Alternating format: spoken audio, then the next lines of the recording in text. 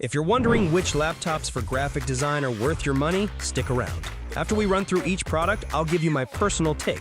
Would I buy it or would I skip it? No fluff, just my honest opinion. Let's get into it. Acer Aspire 5 A515. So you're on a budget and want to get into graphic design? Well, this thing exists, and it can handle some light photo editing without completely bursting into flames thanks to its decent processor and memory for multitasking. But holy crap, the screen's color reproduction is so bad, with just 51% sRGB coverage, that your client's vibrant red logo might end up looking like a sad, washed-out pink, making this a risky bet for any professional work. Would I buy it? No, because I actually like my clients and want them to have the correct brand colors. Lenovo IdeaPad Slim 3. This laptop is like that one friend who says they're good at everything, but is actually mediocre at all of it.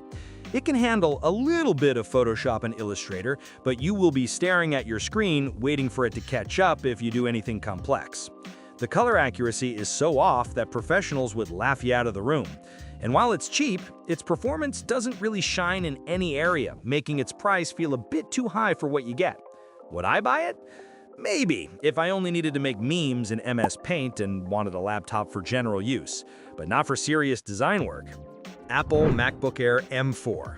All right, Apple's latest is here, and it's basically the vanilla ice cream of design laptops. Reliable, does the job well, but damn, is it boring.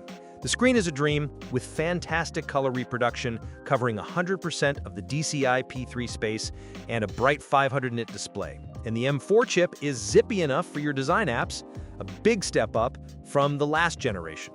The problem is you get exactly 2 ports, so get ready to live the dongle life, and it's missing the smoother 120Hz ProMotion display of its big brothers, which feels like a cheap move.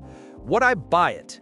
Yes, it's a nearly perfect and portable machine for graphic design if you can live with its perfectly boring nature and buy a bucket of adapters. Acer Swift Go 14. This machine is all about that gorgeous OLED screen option, which is so stunning with its perfect blacks and 100% DCI P3 coverage that it could make my terrible stick figure drawings look like a Renaissance painting. It even has a 90 Hz refresh rate for smooth scrolling, and it packs plenty of ports, unlike some other laptops, while being super light and portable. Just don't expect its integrated Intel Arc graphics to be a powerhouse for heavy video editing or 3D work. It's more for looking at pretty colors than creating them from scratch in demanding programs. Would I buy it? Yes, for that screen alone, it's an incredible experience for photo editing and design, as long as I keep my workflow in the 2D realm. Asus ProArt PX13. This thing is a tiny powerhouse built for creators, cramming a dedicated RTX 4050 graphics card and a ridiculous 32 gigabytes of RAM into a 13-inch convertible body, letting you chew through video renders and multitask smoothly. It's got a slick little dial on the touchpad for custom shortcuts, which is genuinely useful. But it comes with a power brick the size of an actual brick and can get hot and loud enough to double as a space heater. The 3K OLED screen is great for design, but it's only 60 Hz, and out of the box, the colors are so oversaturated, you'll need to recalibrate it unless you want your work to look like a unicorn threw up on it. Would I buy it? Maybe, if I needed maximum portable power and didn't mind the fan noise, the gigantic charger, and spending time in the settings to make the colors behave. HP OmniBook Ultra. This thing has some serious stamina with its battery life, letting you design on the go for what feels like forever, and it's built into a neat little package. But my God, the screen is a letdown. It's so dim and the colors are so washed out, you'll be mashing the brightness key wondering if it's already maxed out, which it probably is.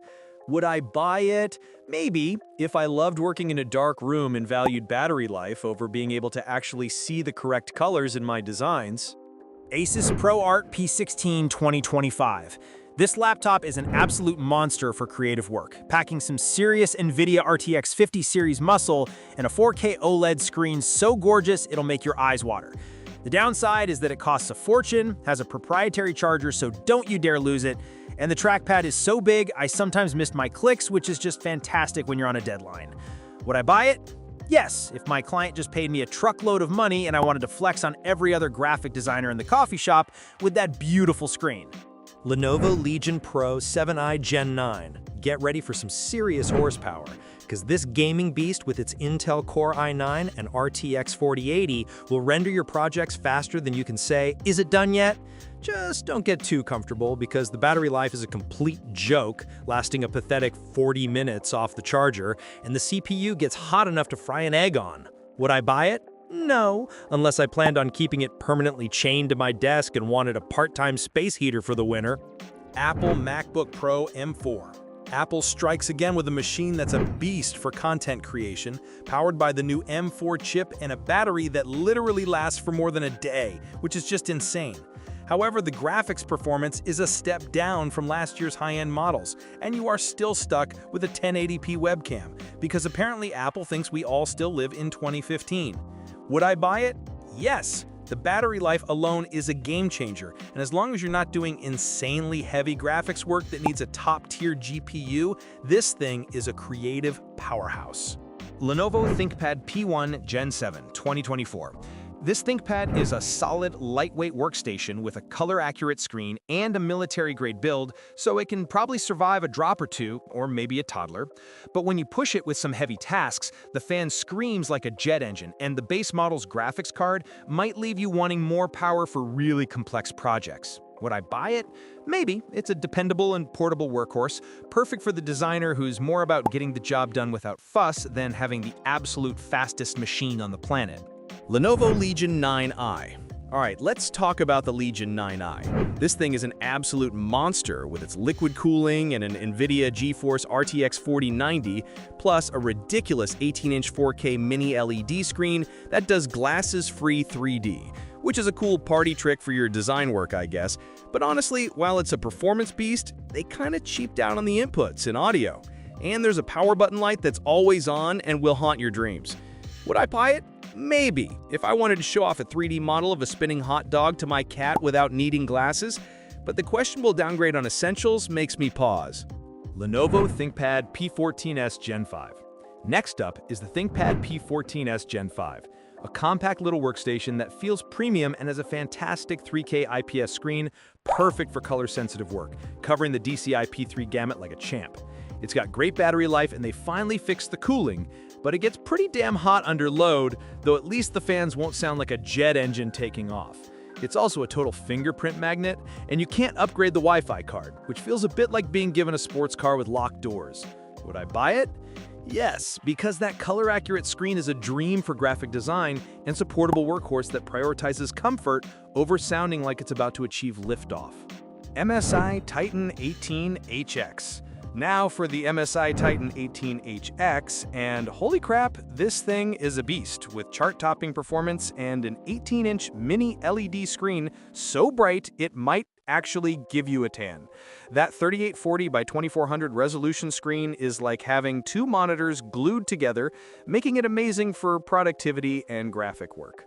On the downside, the design is a bit much, with a big glowing dragon logo that screams, "I play games in my mom's basement." And that screen is so bright, it's genuinely overwhelming in a dark room. Would I buy it? No.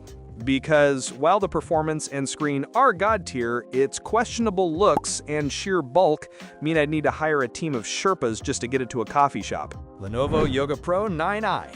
The Lenovo Yoga Pro 9i is like the sensible, stylish cousin in this group.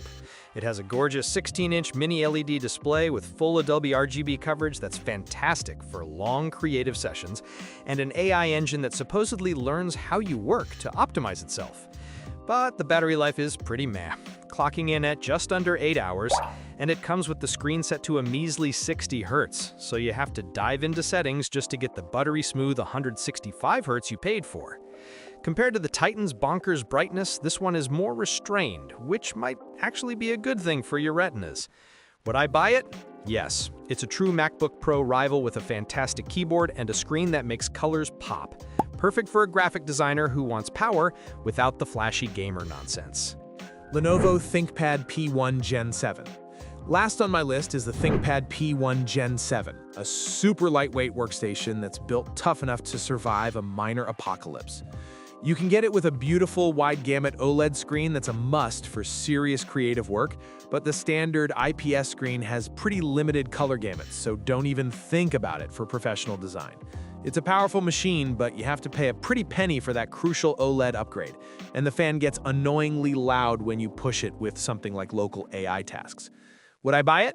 Maybe, but only if my wallet was feeling extra thick for the OLED screen upgrade, because the base model's display just doesn't cut it for pro-level graphic design. HP ZBook Fury 16 G11.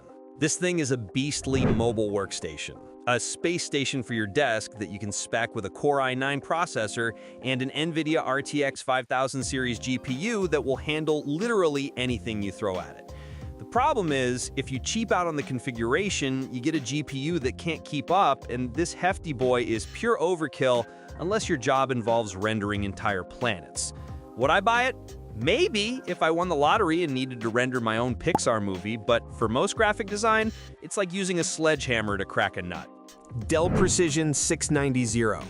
This Dell is a sleeper agent. It's surprisingly lightweight for a 16-inch machine, but can be armed with a beefy NVIDIA RTX 5000 ADA GPU and a gorgeous 4K OLED screen that makes colors look so good it's almost cheating.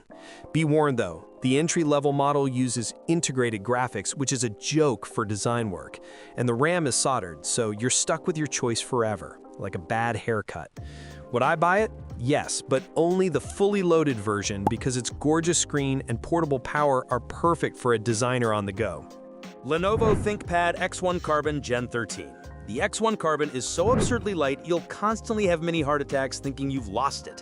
And its 2.8K OLED screen is a dream for editing photos with its perfect colors and 120Hz refresh rate. But let's be real, this is built for spreadsheets, not for heavy-duty graphic design. And its performance can't touch a real workstation. Plus, the webcam quality is straight out of 2010. Would I buy it? No. This is the laptop you give your CEO to feel important. It's not for people who do actual creative work. HP EliteBook Ultra G1Q. This laptop's battery life is absolutely insane. You could survive a zombie apocalypse and it would still have juice left. And it comes in a cool blue color instead of boring business gray. That's where the fun stops though, because its Snapdragon processor has all the graphics power of a calculator, making it completely useless for any serious design software. Plus, it's missing key ports. Would I buy it? Hell no. This thing is all show and no go. It's a marathon runner with no muscle, totally wrong for a graphic design gig. Microsoft Surface Laptop Studio 2. This is the Swiss Army knife of laptops with a super cool hinge that lets you pull the screen forward into a perfect digital easel for drawing, backed by a powerful NVIDIA RTX 4060 that demolishes creative apps. The flip side is, the battery life is tragic, so you'll need to be within 3 feet of a power outlet at all times, and it costs an arm and a leg for all that fancy engineering. Would I buy it? Yes, if I was an illustrator or digital artist, the flexible design is a game changer that genuinely makes creative work easier and more intuitive. Thanks for watching. I hope this video helped you pick the laptops for graphic design for you. If you have any questions, drop a comment below. Links to all of these products mentioned in this video will be in the description.